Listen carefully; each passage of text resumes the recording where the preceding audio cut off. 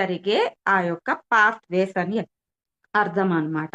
అంటే మనం తీసుకున్న ఆ యొక్క ప్రాణశక్తి అనేది ఏదైతే ఉందో, ఆ ప్రాణశక్తి అనేది ఆ నాడుల ద్వారా ప్రవహించి మన యొక్క పార్ట్స్‌కి అందిస్తుంది. బాడీ పార్ట్స్‌కి అందిస్తుందన్నమాట. అప్పుడు మన బాడీ పార్ట్స్ అనేవి ఆరోగ్యంగా, బ్యాలెన్స్‌డ్‌గా ఉంటాయన్నమాట. ఇప్పుడు నరాలు అంటున్నారు గదండీ! ఫిజికల్ బాడీలో ఉండేది నరాలు. నరాలలో రక్తం ప్రవహిస్తుంది. అదే విధంగా నాడులలో ఏం ప్రవహిస్తుంది? శక్తి ప్రవహిస్తుంది.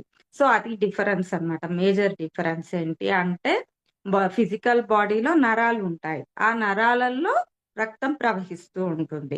సెకండ్ బాడీ అయిన ప్రాణమయ శరీరంలో నాడులుంటాయి. ఆ నాడులలో ప్రవహించే శక్తి ద్వారానే మన యొక్క బాడీ పార్ట్స్ అన్నీ గూడా పనిజేస్తూ ఉంటాయన్నమాట.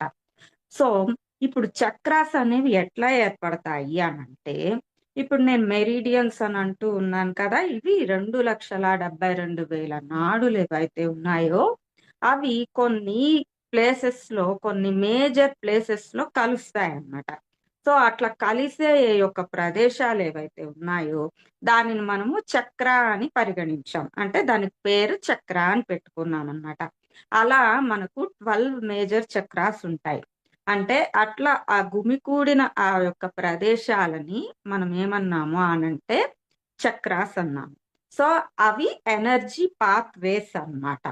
ఆ విధంగా నాడులనేవి శరీరమంతా వ్యాపించి 7, 7 మేజర్ చక్రాస్ కాదు 12 మేజర్ చక్రాస్.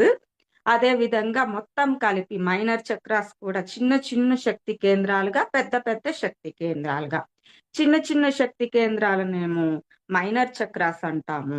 పెద్ద పెద్ద శక్తి కేంద్రాలనేమో మేజర్ చక్రాస్ అంటామన్నమాట. సో, మెరిడియన్స్ అంటే అసలు విషయం ఏమిటి అనంటే ఇప్పుడు ఫర్ ఎగ్జాంపుల్ మనం